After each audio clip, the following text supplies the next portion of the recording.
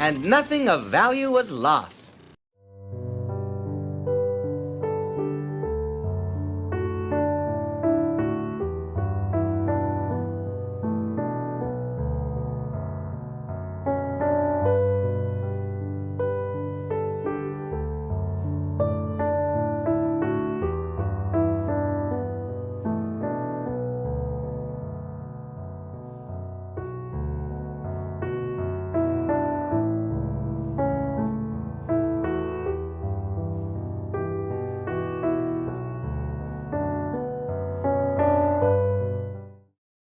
I didn't know there was a Titanic musical for a very long time, even though this musical is a year younger than me. But I could have happily not known its existence. The musical happened to be showing during the World Cup, and it is difficult to get anyone in this country to behave when England are playing.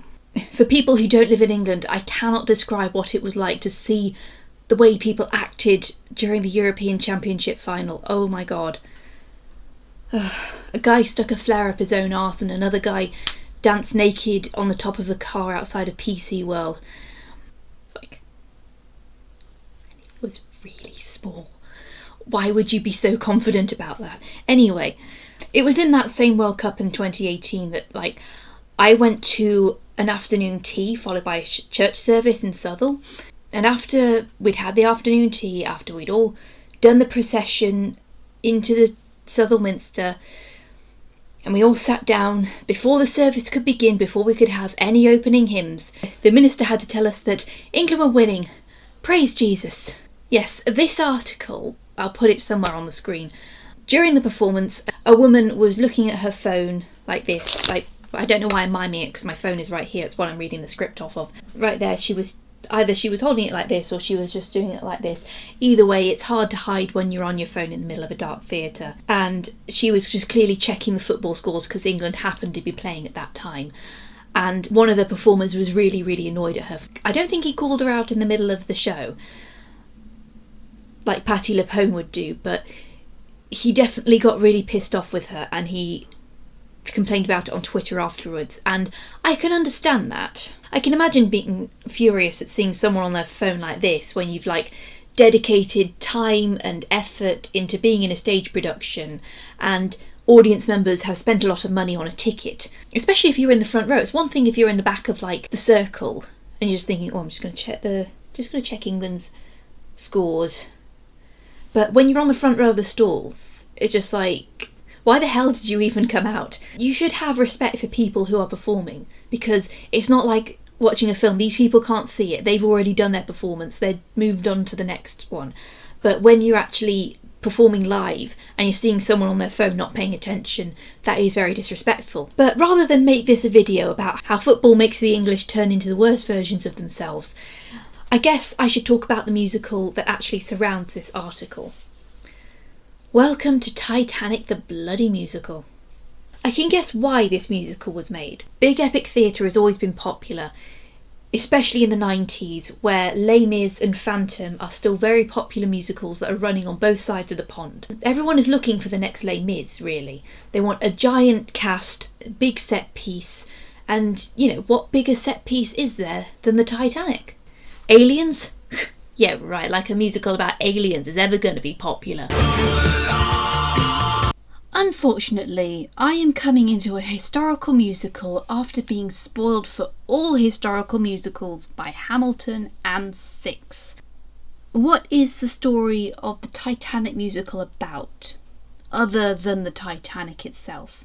Is it the story of hubris in the death throes of the Victorian era? Is it about class inequality? Everyone loves class inequality in musicals.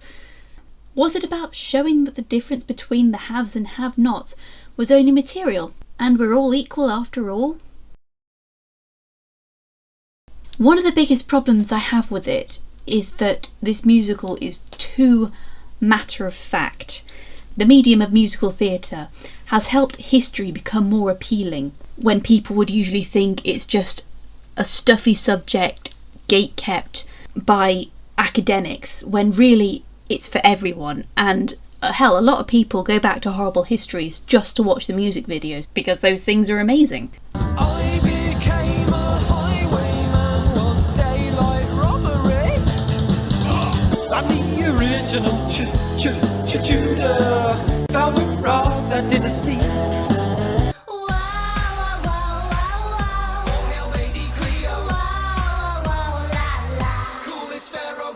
Alexander, victorious fighter. The greatest sounds flat. How about the living God? Yeah, I'll buy that. We organized a boycott of public transportation to an RESPECT enforce new legislation. Gimme crown and take a chance on me. I'm heir to the throne, not you. But my will did not break, so they tied me to a stake. I'm George the Fourth, the Regent King, which means I was just standing in, acting king because my dad, George the Third, had gone barking mad. Banana. Born to rule over you, King George. 4, 3, 1, and 2. Became a famous martyr. How did men react? We can't give women votes. If they're so stupid, they'll do that. Improvements to the world did pick up, despite some violent hiccups. 2 world wars, millions died. We're history. Our time's merry and glory. We reigned over you and told you what to do, and that is this story. I can't help but get a feeling of what you see is what you get in the Titanic musical. With the exception of the duet between the Strausses, every song feels the same. It's always this giant crescendo with the characters singing about what they're doing and what they're gonna do next. Everything just blends into one. There's no hidden symbolism under the surface. All musicals should have a quirk that lets it stand out amongst the rest. Six had this with choreography and costumes that reflected the personalities of each queen, plus songs that homage modern day artists and reflect their stories perfectly. Hamilton has the history of America's origins play out on what looks like a construction site to show you a nation literally rising from the foundations. Characters have different tempos and keys to show what kind of person they are. Hamilton appears to always be improvising on the spot and raps so quickly that sometimes it's hard to understand what he says, but it fits with the real Alexander Hamilton's personality, doesn't it? Meanwhile, RAMIN, sir, is always more collected until he reaches the limit where he says, I want to be in the room where it happened, the room where it happened, the room where it happened, and he starts to speed up and sounds a bit more like Hamilton. And eventually his anger at not having what Hamilton has, despite waiting for it, drives the rivalry to the point that it does, that ends with the duel. Other musicals, like Made in Dagenham, there is a scene where they make fun of the American CEO of Ford. His rhyming is pretty standard, showing he's not very intelligent. He's just got the money to back up his brutishness. And while the audience is laughing at him, and this is what America looks like to the outside world, the audience can make fun of him, but the characters who are underlings of his don't dare to speak. We got the White House, you got number 10, we got the Empire State, pictures are in there, putting us to music. Just remember this, there'll be no breaking English without Elvis. School of Rock is pretty cool because the kids actually play their own instruments during the performance scenes, and that's pretty impressive given how good the songs are. Musicals like this, you know which songs are which, you know which characters are which, but you don't get that here. Hell, not even the costumes are that spectacular because you could get them out of any wardrobe store at any theatre and it wouldn't be different. It's not like this is the official Phantom mask and we have to make one that specifically fits the actor's face or it might fall off during some of the more intense scenes. Like, you could just go through those wardrobe stores because I've been down there. That's so big and crowded. You would just fish out the nearest Edwardian looking dress, shove them at the actor and be like, see if that fits. If not, we'll put a couple hooks and bars on to make sure it fits. Yeah, the soundtrack wasn't spectacular. One of the main things that turned me off it on the first attempt listening was it had a constant habit in the prologue where characters kept repeating the last line of their verse. And maybe it worked once or twice during Thomas Andrews listing mankind's achievements leading up to the ambition behind the Titanic, but the fact that they do this several times throughout the next few songs while passengers are boarding and they're listing who's who in first class. It just gets so annoying. You could make a drinking game out of it. So I stopped listening after the prologue, but I knew I'd have to come back to watch it eventually. I found a few versions on YouTube, and I'll put their links in the information cards so you can see it for yourself. And once again, I watched to the prologue and then I switched it off again because I was bored, but then it came to realising, look, you need to structure how you're doing this ranking list, so where is the musical going? And I watched it all the way through, and it was a slog, I won't lie. And honestly, the music should have helped, but it really didn't. For most of the soundtrack, it feels as if the narrative has come to a halt just to have this song, and telling us something about a character which we already know. Oh yes, the Irish want to go to America for a better life. Why else would they be on the Titanic? Oh, this character is a social climber, doesn't want to be in second class, wants to be in first class, doesn't think her husband does well enough to increase their position. Well, we already found that out in the opening when she was listing off all the people who were in first class. What the fuck is that noise? It's gotten a bit windy, things are falling over outside. Believe me, I've sat through some really bad musicals. I used to be an usher, you see. But even then, I was being paid to watch them, so... Yet, even in some of the lesser ones, there were at least a few that did have at least one good song. And you can enjoy it out of context. Like, I don't like Rent because I saw La Boheme before I found out what Rent was, and I just thought Rent was a really cheap imitation of La Boheme. But I do like Seasons of Love and What You Own. And I hate Love Never Dies because it is so stupid. It's not canon, by the way. But the opening song, Till I Hear You Sing, is just a raw display of powerful emotion that the song is really enjoyable. But on its own, I'm not going to be spending 200 quid to sit in the stalls of a West End theatre to watch that. You might as well just go and see a Pixar film in the cinema and leave after the little short film they have at the beginning. But most of the time I only like these songs because the Prince of Theatre himself, RAMIN KARIMLOO, has done a cover of them. The musical does have the Strauss duet as a sort of saving grace, but that only really rides on the fact that the Strausses were a real-life adorable couple, and I don't see myself adding it to the greatest musical duets playlist. Moving on to the characters. All 43 of them. Pretty much every character is based on a real-life person, but good luck trying to remember who's who. A lot of these Titanic iterations tend to suffer because they shove too many characters in all at once, and they want to give them their own little representations, as opposed to just cameos. And because they want to show as many of these people as possible, the narrative does tend to suffer for it. I know you want to show how large the Titanic is by showing how many people there are, and too few does make the setting suffer because you're thinking, where are all the people? There has to be a form of moderation, otherwise it feels as if you're shoving too much exposition in just so the audience understands. The best situation you can get is that you make the audience want to learn more. Even with all these characters, quite a few are missing. There is no officers low, moody or wild. We get Frederick Fleet on the lookout, but no Reginald Lee. We have Harold Bride, but no Jack Phillips, the latter of which confuses me the most because it was a unique feature to Titanic that they had 24/7 wireless service on account of having two operators. That's sort of what made them able to contact the Carpathia. If I may, I would like to vent a little on how Frederick Barrett was portrayed.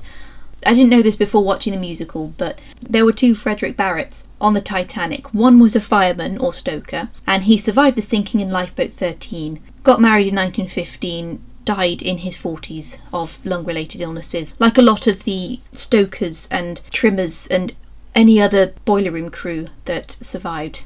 The other Frederick Barrett was one of the engineers, and he died in the sinking like the rest of the engineers. The musical's version definitely follows the story of the Frederick Barrett that survived. However, they have him die in the sinking, giving his spot to third-class passengers because, and I quote, "It's them that's paying our wages." You're on a sinking ship about to die and they already paid for their tickets.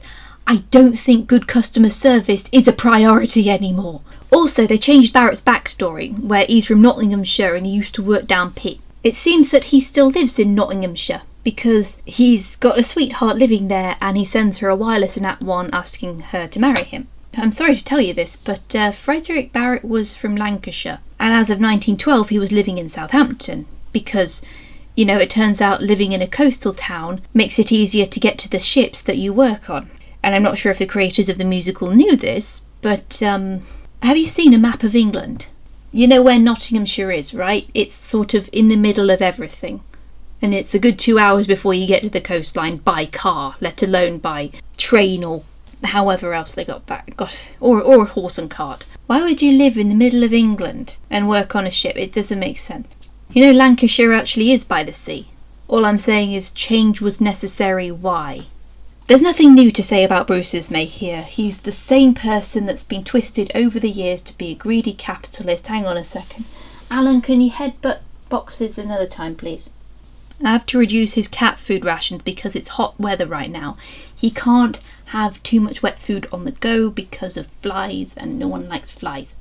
Anyway, Ismay is demanding more speed at the expense of the ship's safety, based on a vague description from another passenger. Change the bloody record.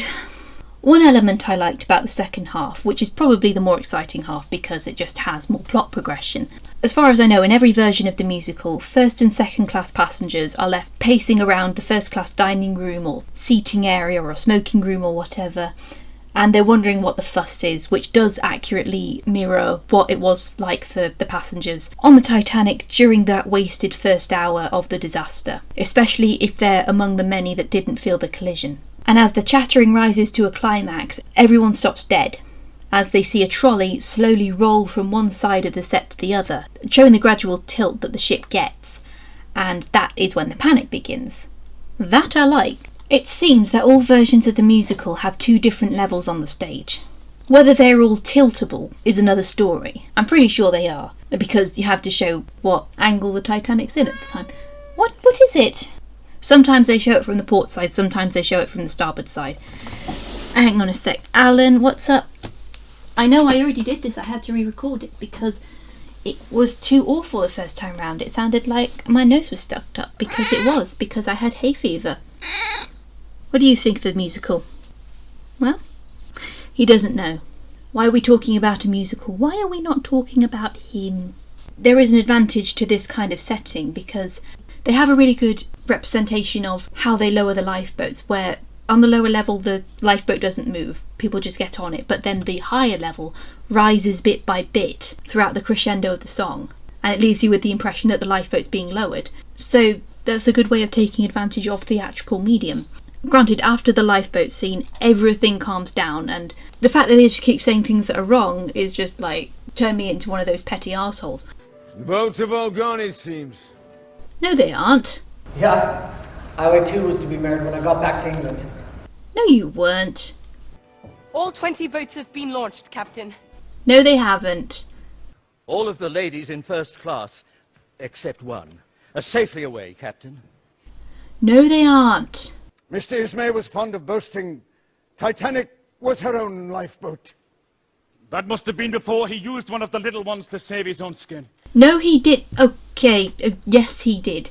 But only because he happened to be on Murdoch's side of the ship, who let men on, and that was the penultimate boat to be launched. It's not as if Ismay jumped into the first lifeboat available. Give him some slack, for God's sake. He's had enough slander throughout his life. Just let him rest in peace. Hey, I just realised something. This is the first Titanic on this list that has Thomas Andrews in it. Yeah, you will be surprised how many of these Titanics don't actually have Thomas Andrews. One of the perks is that Andrews' portrayals has always shown him in a well-meaning light, where he cared a lot about his work and he was a friendly person to be around, whether you were crew or passenger. Alan, your claws, your goddamn claws. In a way, he's the Titanic personified, and his sacrifice almost makes it poetic, so you never see him being portrayed badly in the way Smith and Ismay are. Speaking of which, I should address the song The Blame, which features Ismay, Andrews and Smith arguing who's to blame for the sinking. Is it Ismay for demanding more speed, which isn't true, and ordering that the bulkheads stay low to make larger cabins for the first class passengers? Also not true. Is it Smith for sailing into disaster? Is it Andrews for not foreseeing that ice could open the hull? Not really, because they didn't know what intense cold did to metal at that time. The funny thing about it is that you have Harold Bride there in the background on the wireless. It sort of leads you to believe that this argument is happening in the wireless room. So you just sort of have this image of 3 grown men crowding into the wireless room while Harold Bride's trying to do his work, and there's Morse code beeping every which way. And behind them you have the guys yelling at each other. And so if I were Harold Bride in that situation, I'd be like, SOS, trapped in a tiny room with 3 grown men bitching at each other. Please send me a pillow for me to scream into.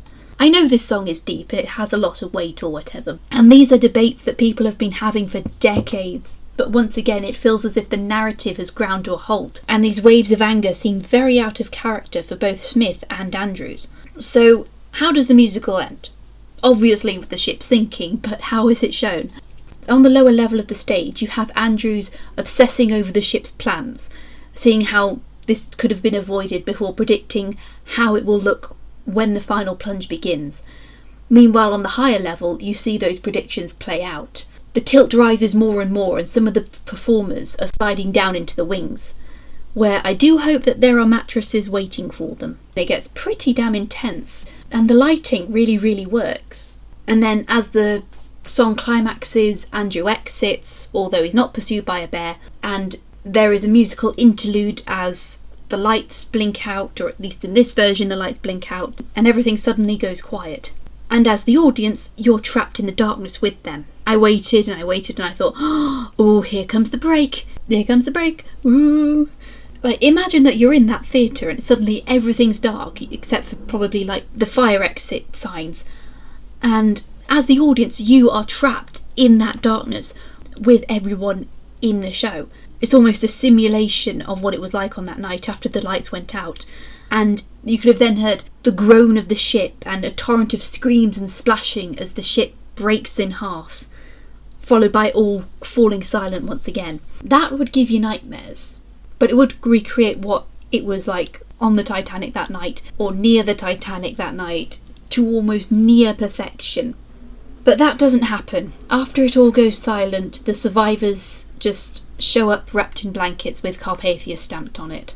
Where's the fragmentation? There was supposed to be an earth-shattering fragmentation. And they have to get a final jab at Ismay at the end, followed by reprising the first song, one more big chorus, and then it's over.